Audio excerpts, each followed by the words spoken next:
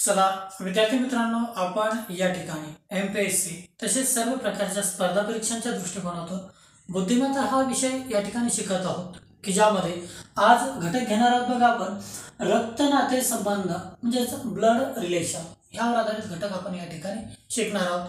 तर परीक्षांमध्ये नातेसंबंधावर आधारित विशिष्ट कोडिंग लँग्वेजमध्ये काही प्रश्न आपल्याला शाब्दिकमध्ये विचारलेले असतात, पण आपल्याला याचं उत्तर काढण्यासाठी जर म्हटलं तर एक विशिष्ट अशा आकृतीच्या सहाय्याने आकृती तयार करून आपण त्याचं एक उत्तर या ठिकाणी काढू शकतोय।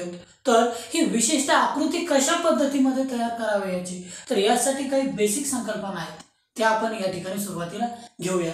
बघा, आता परिवारामध्ये जर म्हटलं तर नातेसंबंध एक तर पती पत्नी, त्यानंतर पती पत्नी व त्यांची मुले, मुलांमध्ये बहीण भाऊ, भाऊ भाऊ, या तीन विशिष्ट प्रकारच्या नात्यांवर आणि पारिवारिक नातेसंबंध हे तयार झालेले असतात।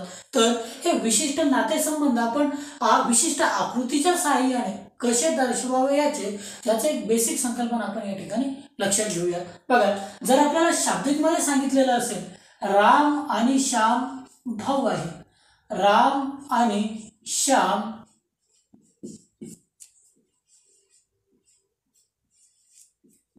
भाऊ आहे किंवा ते एकमेकांचे भाऊ भाऊ आहेत, तर आपल्याला शाब्दिकमध्ये लगेच लक्षात येते। पण ह्याच ठिकाणी जर म्हटलं तर बघा, आणि यामध्ये जर म्हटलं तर मेल फिमेल म्हणजे पुल्लिंग स्त्रीलिंग, आता या ठिकाणी नाव होतं म्हणून आपल्याला लगेच लक्षात येईल राम आणि या ठिकाणी राम आणि श्याम, राम आणि श्याम हे भाऊ आहेत, एकमेकांचे ते काय आहे भाऊ।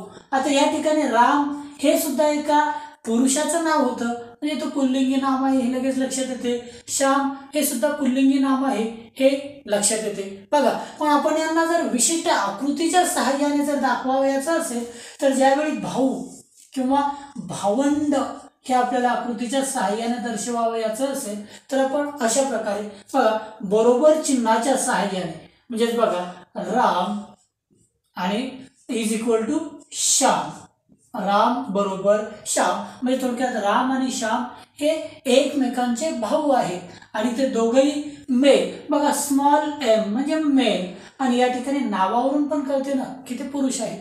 बघा, आता नंबर 2 मध्ये आपण जर लिहित आहोत बघा Sita is equal to Geeta, मग आपल्या लगेच लक्षात येते तर सीता ही एक फिमेल आहे, बघा ही एक फिमेल आहे स्त्रीलिंगी आहे आणि गीता सुद्धा एक फिमेल आहे स्त्रीलिंगी। आता हे समजतात तरी पण आपण त्यांच्या डोक्यावरती एफ म्हणजे फिमेल लिहून घेऊयात, म्हणजे त्यांचं लिंग या ठिकाणी आपण दाखवत आहोत दर्शवत आहोत।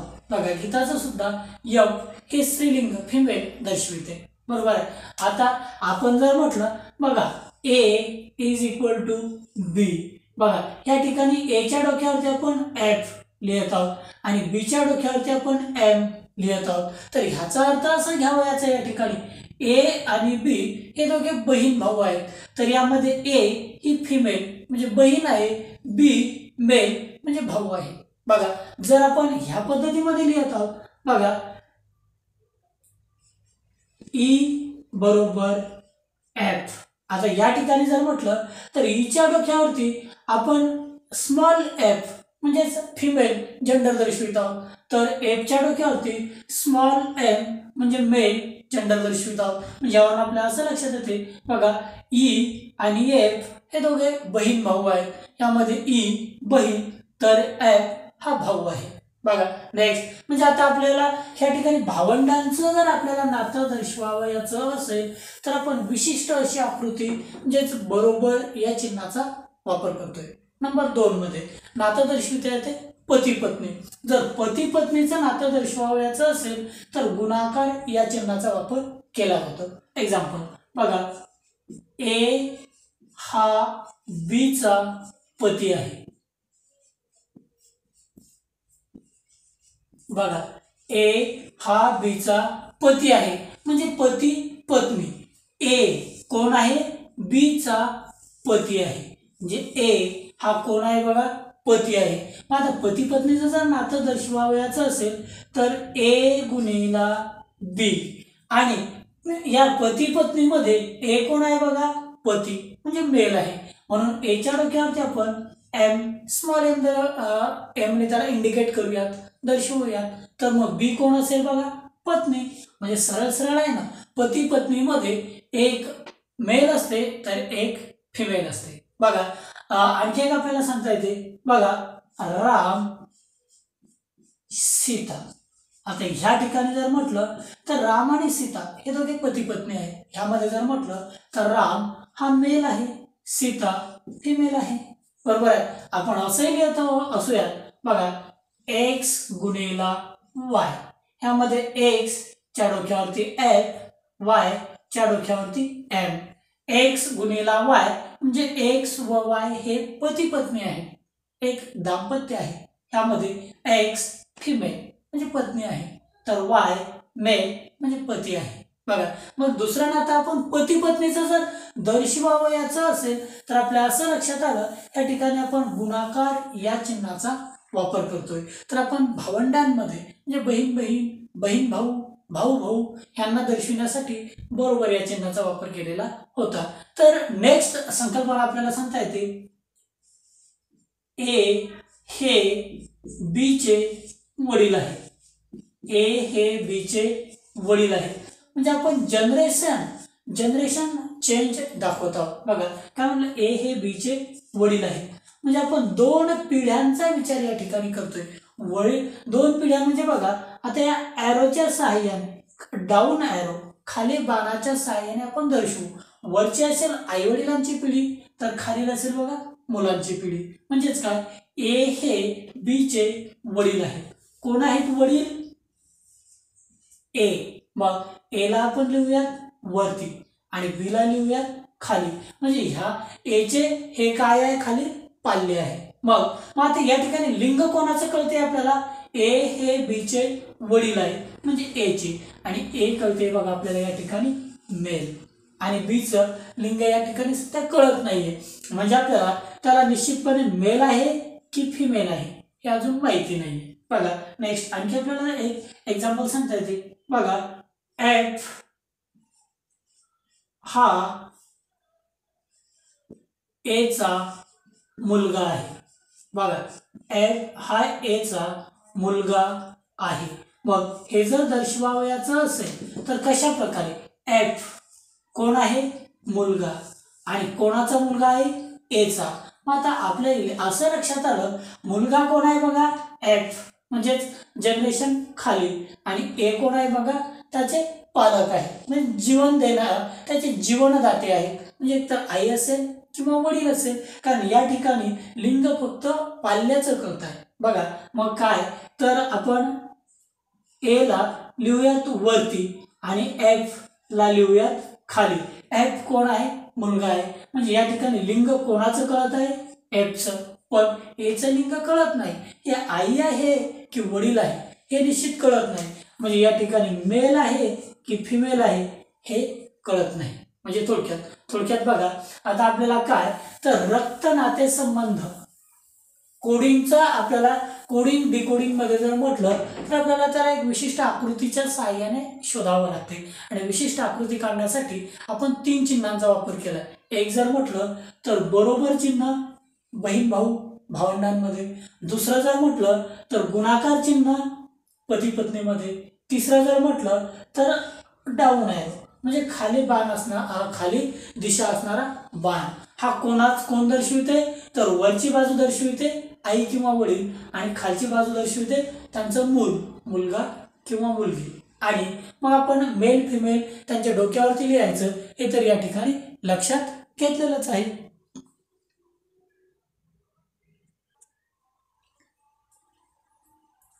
तर विद्यार्थी मित्रांनो, आपण बेसिक संकल्पना या ठिकाणी बघितल्या. तर आता या बेसिक संकल्पनांचा वापर करून आपण समोरील उदाहरणे समजून घेऊया किंवा सोडवूया. बघा प्रश्न पहिला, डी हा बी चा जावई आहे म्हणजे ए चा मेहुणा आहे. ए हा सी चा भाऊ आहे तर ए चे बी शी नाते काय. या प्रश्नाचा आपण विशिष्ट आकृती तयार करूया आणि आकृतीवरून उत्तरे शोधूयात. तर उत्तर बघा, 1 नंबर भाऊ, 2 नंबर मुलगा, 3 नंबर वडील किंवा 4 नंबर काका, ह्यापैकी काय उत्तर असेल? तर मग चला आपण विशिष्ट आकृती बनवूया. बघा वाचा, ह्या प्रश्नामध्ये पहिलं वाक्य म्हणते डी हा बी चा जावई आहे. म्हणजे थोडक्यात डी डी काय सांगितलंय गेलं तर बी चा जावई आहे. म्हणजे जावई कोण आहे? डी. कोणाचा? बी चा. म्हणजे या बी ला कोणीतरी एक मुलगी आहे. बघा, पण तिचं नाव माहिती नाही. कोणीतरी एक मुलगी आहे म्हणजे ती फिमेल आहे आणि या मुलीचा पती कोण आहे? बघा, डी आहे. म्हणजे पहिल्या वाक्यावरून आपल्याला अशा प्रकारे लिहिलं गेलं. तर डी हा जावई आहे म्हणजे याचं पण लिंग कळालं आणि तो कोणाचा पती आहे? एफचा. म्हणजे थोडक्यात आपण वडिलांकडून मुलगा किंवा मुलगी दर्शवण्यासाठी खाली बाण ह्याचा वापर केला. तर पती पत्नीमध्ये कशाचा वापर केला? आपण गुणीला ह्या चिन्हाचा वापर केला. म्हणजे आपल्याला पहिल्या वाक्यावरून एवढी आकृती शोधल्या गेली. बघा, समोरील वाक्य काय म्हणते? डी हा बी चा जावई आहे तर ए चा मेहुणा आहे. ए चा मेहुणा आहे. कोण? डी. ए चा मेहुणा म्हणजे ए च्या बहिणीचा तो पती आहे. म्हणजे हा ए या बी च्या कोणीतरी मुलीचा कोण आहे? तो भाऊ आहे. म्हणजे कोण? ए. म्हणजे थोडक्यात ही बीची मुलगी आहे. ह्या मुलीचा हा ए भाऊ आहे. तर डी हा ह्या मुलीचा पती आहे. नेक्स्ट वन मध्ये काय सांगता येते? ए हा सी चा भाऊ आहे. बघा, ए हा सी चा भाऊ आहे. कोण? ए. मग आता आपल्या असं लक्षात आलं हे जे सी म्हणजे कोण? तर ही त्याची बहीण असेल. म्हणजे या ठिकाणी जे आपण कोणीतरी म्हटलं ती कोण आहे? बघा, सी. आणि ही सी काय तर ए ची बहीण आहे. म्हणजेच ए हा सी चा भाऊ आहे. या वाक्यावरून ए चे सुद्धा आपल्याला या ठिकाणी लिंग कळाले. तर तो कोण आहे? बघा, मेल आहे. पण या संपूर्ण आकृतीवरून आपल्याला बी चे लिंग म्हणजे नेमकं मेल आहे की फिमेल आहे या ठिकाणी कळालेलं नाही.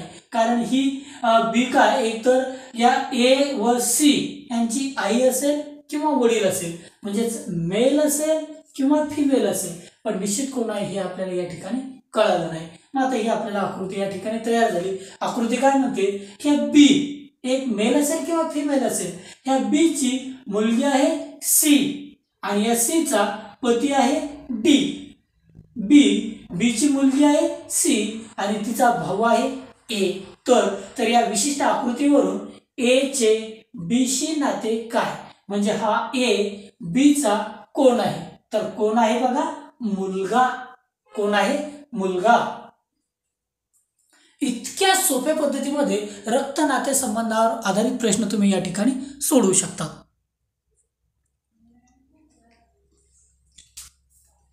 नेक्स्ट एक्झाम्पल आपल्याला या ठिकाणी सांगितलं जाते. बघा, सी हा ए च्या वडिलांचा पुतण्या आहे. ए हा डी चा चुलत भाऊ आहे. पण डी हा सी चा भाऊ नाही. तर डी चे सी शी नाते काय? उत्तर ऑप्शन नंबर 1 वडील, ऑप्शन नंबर 2 बहीण, ऑप्शन नंबर 3 आई आणि ऑप्शन नंबर 4 भाऊ. तर बघा, आता दिलेले शाब्दिक उदाहरण आपण विशिष्ट आकृतीमध्ये याला रूपांतरित करूया. मग स्टेप बाय स्टेप सांगितल्याप्रमाणे बघा काय तर सी हा ए च्या वडिलांचा पुतण्या आहे. कोण? सी हा ए च्या वडिलांचा पुतण्या आहे. मग काय ए हा ए आहे.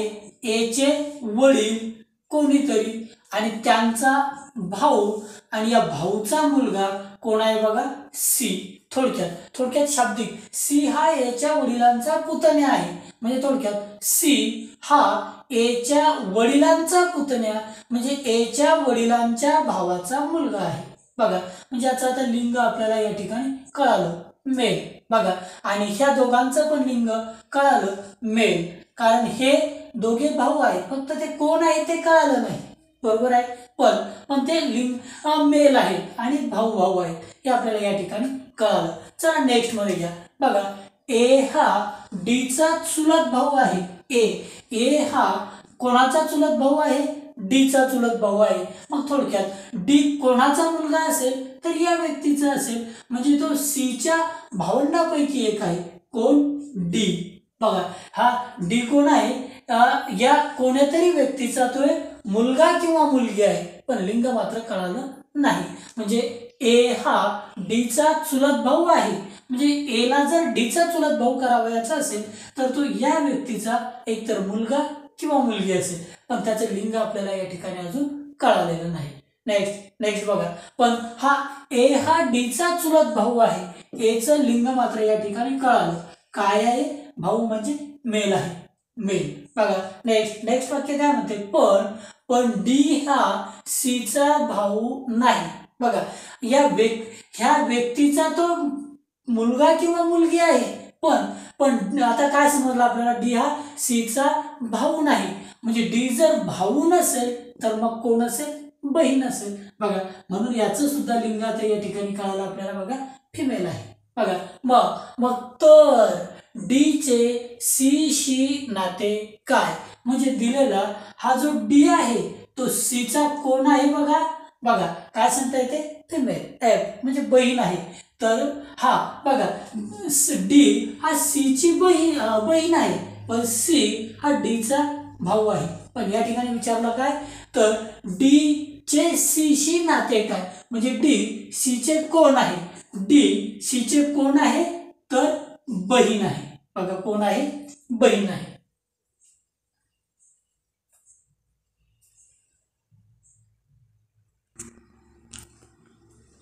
नेक्स्ट एक्झाम्पल आपल्याला सांगितलं जाते, बघा ई हा ए चा मुलगा आहे, डी हा बी चा मुलगा आहे, ई चे सी शी लग्न झाले, सी ही बी ची मुलगी आहे, तर डी चे ई शी नाते काय. ऑप्शन नंबर 1 भाऊ, ऑप्शन नंबर 2 काका, ऑप्शन नंबर 3 मेहुणा, ऑप्शन नंबर 4 वडील. तर बघा आता दिलेल्या वाक्यावरून आपण एक विशिष्ट आकृती बनवूया 3 चिन्हांचा वापर करून फक्त.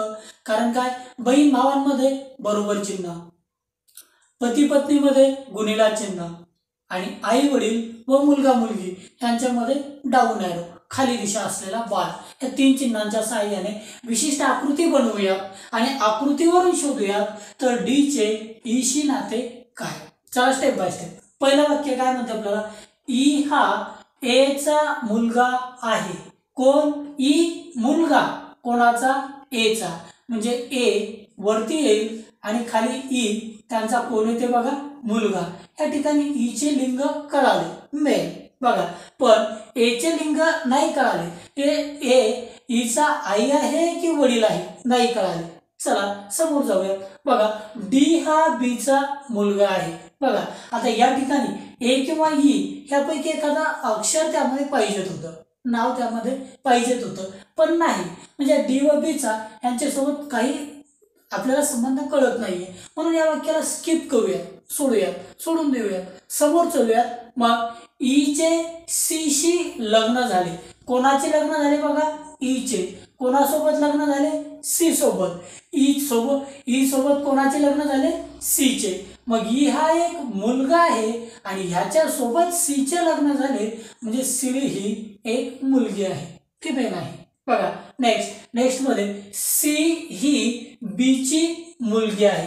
कोण, ही सी कोणाची मुलगी आहे, बी ची. म्हणून मग सी ही जर मुलगी असेल बी ची तर बी वरती येईल, वडील किंवा आई यांच्या जागेवरती, आई वडील यांच्या जागेवरती. पण नेमकं निश्चित बीचं पण आपल्याला अजून लिंग कळालेलं नाही.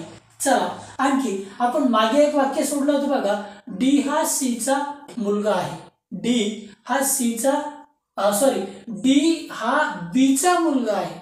कोणाचा मुलगा आहे, डी बी चा मुलगा आहे.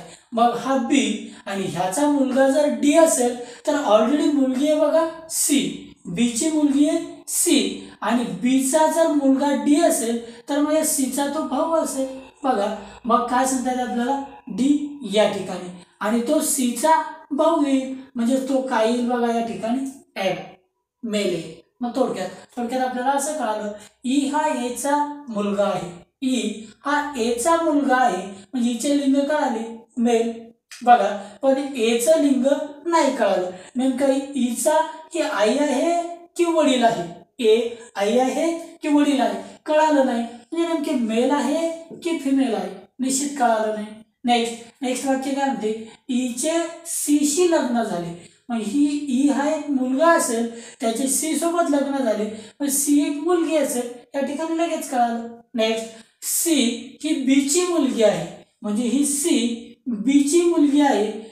मुलगी आहे म्हणजे या वाक्यावरून तर निश्चित कळालं ती फिमेल आहे, म्हणून डोक्यावरती एफ लिहितोय. पण बीचे लिंग या ठिकाणी कळाले नाही, म्हणजे अजूनही बी मेल आहे की फिमेल आहे कळालं नाही. बघा मध्ये वाक्य स्किप करून आपण समोर आलो होतो, ते आहे बघा, डी हा बीचा मुलगा आहे. डी हा कोणाचा मुलगा आहे, बीचा मुलगा आहे, म्हणजे डीचे लिंग पण कळाले, मेल मुलगा आहे. बघा कोणाचा बीचा, मग बीची मुलगी सी, तिचा तो भाऊ आहे, म्हणून बरोबर चिन्हांच्या सहाय्याने आपण या ठिकाणी डी लिहितोय. बघा आता आपली आकृती कशी तयार झाली, तर या पद्धतीमध्ये एचा मुलगा ई, बीचा मुलगी सी आणि बीचा मुलगा डी. बघा मग या विशिष्ट आकृतीवरून शोधूयात डी चे ईशी नाते काय, म्हणजे डी हा ईचा कोण असेल. बघा डी हा ईचा कोण असेल, ईची बायको आहे बघा सी, आणि या सीचा तो कोण आहे, भाऊ आहे बायकोचा, म्हणजे पत्नीचा भाऊ. म्हणजे थोडक्यात आपल्याला सांगता येते बघा या ठिकाणी मेहुना ऐवजी ऑप्शन पाहिजे होता बघा, या ठिकाणी साला, बायकोचा किंवा पत्नीचा भाऊ याला काय म्हटलं जाते बघा, साला, म्हणजे या ठिकाणी उत्तर सांगता येते बघा साला.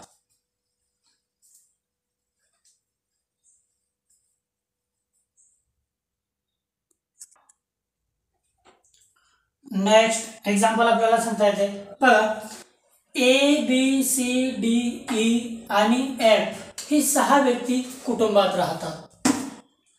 यामध्ये 2 विवाहित जोडपी आहेत. डी ही एची आजी आणि बीची आई आहे. सी ही बीची पत्नी आणि एफ ची आई आहे. एफ ही ईची नात आहे.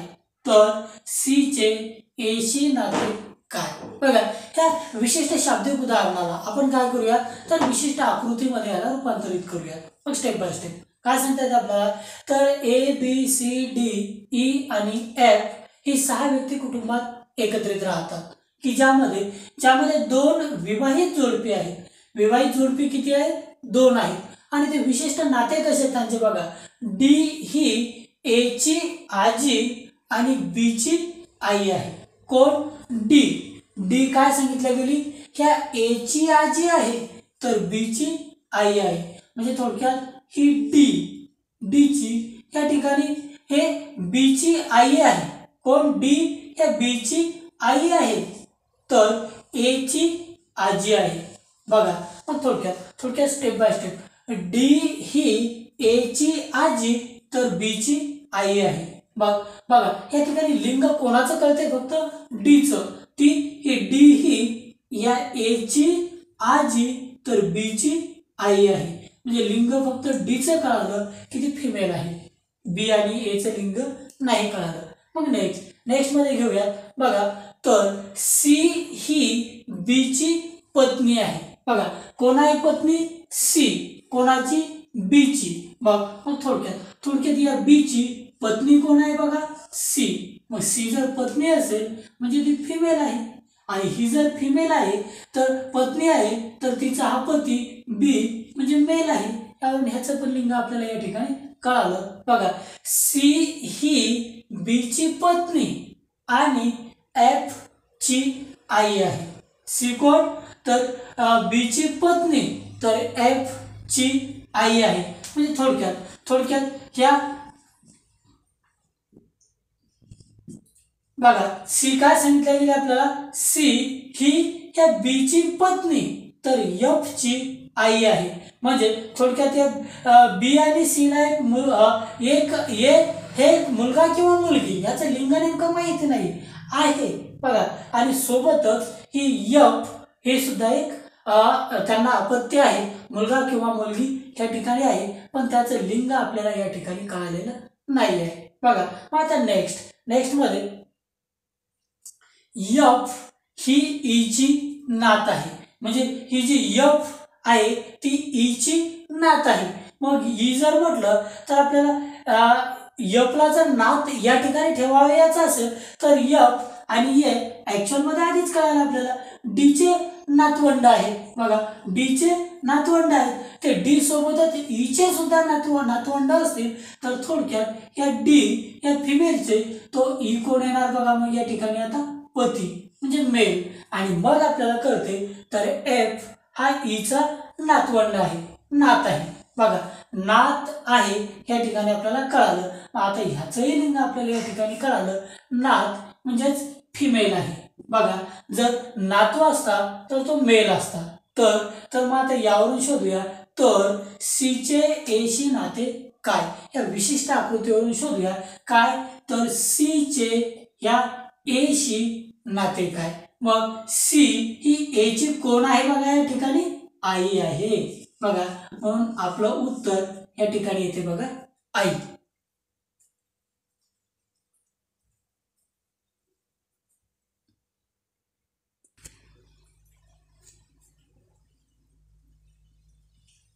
नेक्स्ट एक्झाम्पल आपल्याला सांगता येते बघा, पुढील माहितीवरून विचारलेल्या प्रश्नांची उत्तरे द्या. मग पुढील माहिती काय तर कोडिंग डिकोडिंग लँग्वेज मध्ये कोडिंग मध्ये काय म्हटलं जाते बघा, $B कोडिंग लँग्वेज मध्ये. तर याचं डिकोडिंग मध्ये काय होते, $B म्हणजे ए ही बी ची आई आहे. म्हणजे कोडिंग लँग्वेजला डिकोडिंग मध्ये घ्यायचं आणि मग आपल्या पहिल्याच पद्धतीनुसार त्याची विशिष्ट आकृती बनवावी याची. बघा $B म्हणजे ए ही बी ची आई आहे. एक समजण्यासाठी बघा, म्हणजेच ए ही बी ची आई आहे. लिंग कोणाचं कळेल, ए चे. स्टेप बाय स्टेप चला तर संपूर्ण आपण प्रश्न या ठिकाणी समजून घेऊया.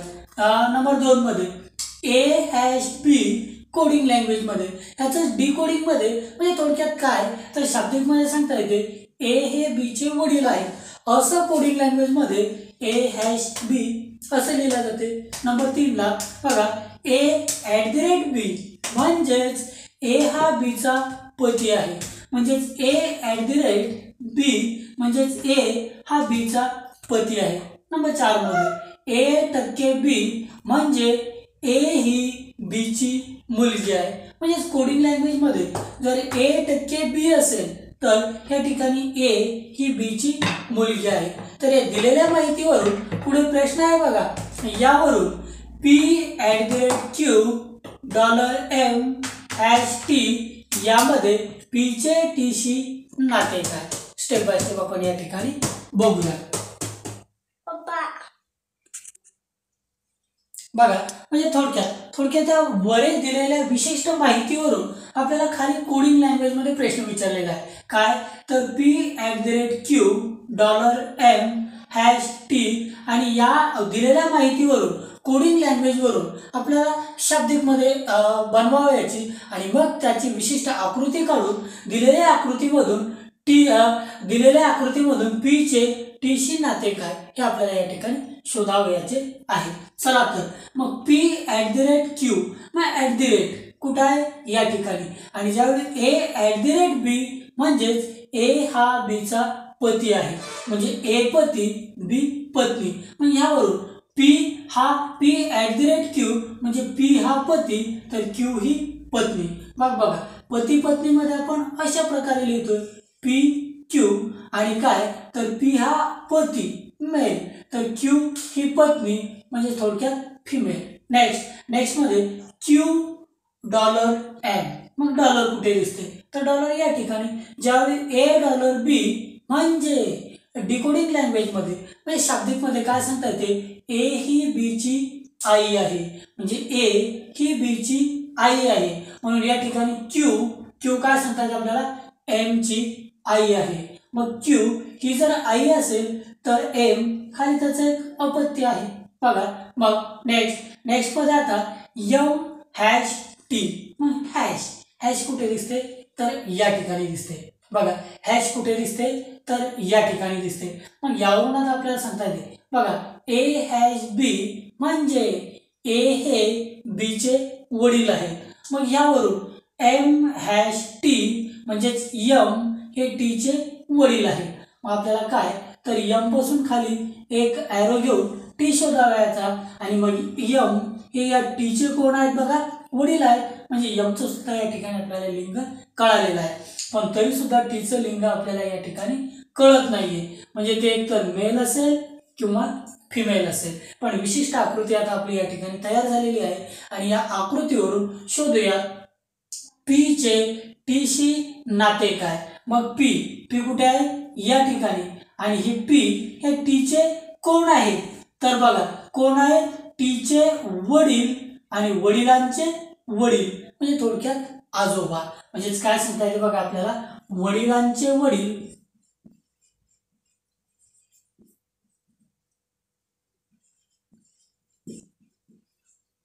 किंवा त्यांनाच आपण म्हणतोय बघा आजोबा। बघा आता तसं जर म्हटलं तर तुम्हाला प्रश्न किती मोठा वाटते आणि काय नाही, एकदा जर बेसिक संकल्पना तुमच्या क्लिअर झाल्या ना एकदम सोपा चॅप्टर या ठिकाणी हे आहे।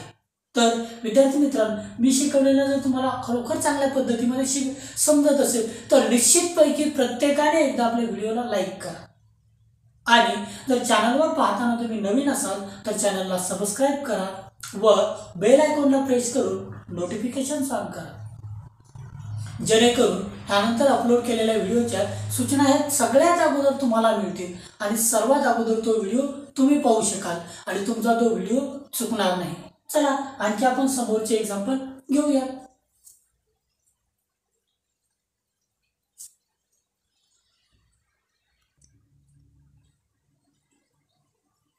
चला नेक्स्ट एक्झाम्पल घेऊया। बघा कोडिंग लँग्वेज आणि डिकोडिंग लँग्वेज ही पहिलीच माहिती आहे, त्यामध्ये फक्त प्रश्न आता दुसरा तयार झालेला आहे। तर या वरील माहितीवरून f@d.k#h यावरून एक विशिष्ट आकृती बनवावी याची आणि बनवलेल्या आकृतीवरून ह्यामध्ये f चे h शी नाते काय। तर बघा स्टेप बाय स्टेप आता या ठिकाणी चिन्ह कोणते दिलेले आहेत बघा आपल्याला टक्के आणि हॅश, मग दिलेली माहिती @, कुठे दिसते या ठिकाणी आणि ज्यावेळी a@b म्हणजे शाब्दिक मध्ये होते बघा a हा b चा पती आहे, मग ते दोघे पती पत्नी, पण पहिला येणार पती, मग या ठिकाणी f@d म्हणजे दोघे पती पत्नी आहेत, पण यामध्ये पहिला f हा पती आणि d हे येणार बघा पत्नी। मग थोडक्यात बघा f गुणिला d, यामध्ये f पती म्हणजे मेल तर d पत्नी म्हणजे फिमेल।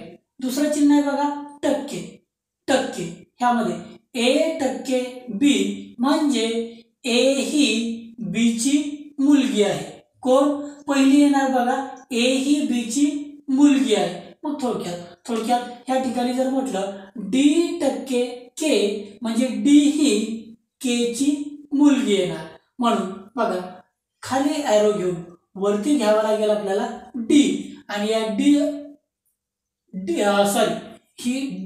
ही k ची मुलगी म्हणजे वरती घ्यावं लागेल बघा आपल्याला k, मात्र या ठिकाणी k चं लिंग आपल्याला अजून कळालेलं नाही। नेक्स्ट मध्ये बघा k#h, नेक्स्ट चिन्ह आहे बघा हॅश, बघा a#b म्हणजे a हे b चे वडील आहे, कोण a हे b चे वडील आहे, म्हणजे पहिलं अक्षर दुसऱ्या अक्षराचे वडील, बघा म्हणजे पहिलं अक्षर हे दुसऱ्या अक्षराचे काय येणार बघा या ठिकाणी वडील येणार, म्हणजे k#h ह्यामध्ये k हे h चे वडील येणार। मग आता k ची ऑलरेडी d मुलगी आहे आणि हिचा भाऊ कोण येणार बघा k, म्हणून भाऊ म्हणजेच काय सांगता येते आपल्याला काय म्हणतात आपण k#h म्हणजे a#b यामध्ये a हे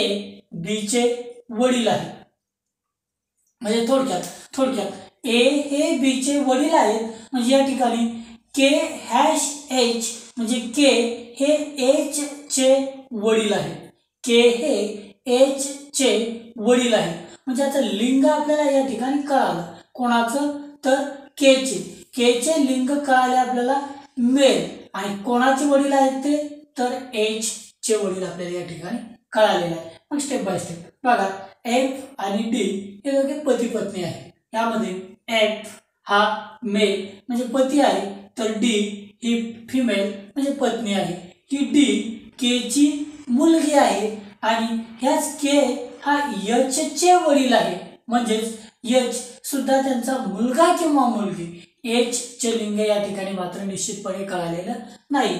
एच हा एकतर मुलगा असेल किंवा मुलगी असेल. आता ही विशिष्ट आकृती आपल्याला या ठिकाणी तयार झालेली आहे. या विशिष्ट आकृतीवरून एफ चे एच शी नाते काय, म्हणजे हा जो एफ आहे तो एच चा कोण आहे. बघा, एच चा कोण आहे म्हणजे एच ची बहीण डी आणि चा तो भाऊ म्हणजे तो एच चा मेहुणा आहे. म्हणजे एफ हा एच चा मेहुणा आहे.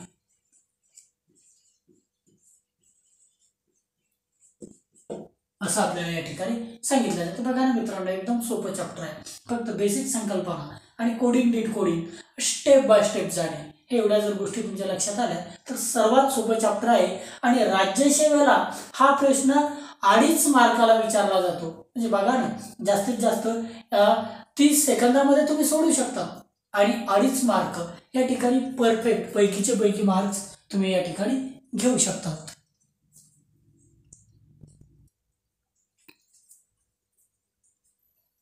तर विद्यार्थी मित्रांनो, अशाच प्रकारे आपण संपूर्ण बुद्धिमत्ता हा घटक या ठिकाणी शिकणार आहोत. एमपीएससी, यूपीएससी सर्व प्रकारच्या स्पर्धा परीक्षांच्या दृष्टिकोनातून सीसॅट बुद्धिमत्ता हा घटक आपण या ठिकाणी अतिशय सोप्या भाषेमध्ये शिकत आहोत. तर अशाच प्रकारे आपण या ठिकाणी संपूर्ण बुद्धिमत्ता हा विषय या ठिकाणी शिकणार आहोत. विद्यार्थी मित्रांनो, मी शिकवलेला व्हिडिओ जर तुम्हाला चांगल्या प्रकारे समजत असेल, आवडत असेल तर निश्चितपैकी सर्वांनी एक वेळा लाईक करा. चॅनलवरती नवीन असाल तर सबस्क्राईब करा व तुमच्या जास्तीत जास्त मित्रांना शेअर करा. पुढील भाग उद्या घेऊया. धन्यवाद.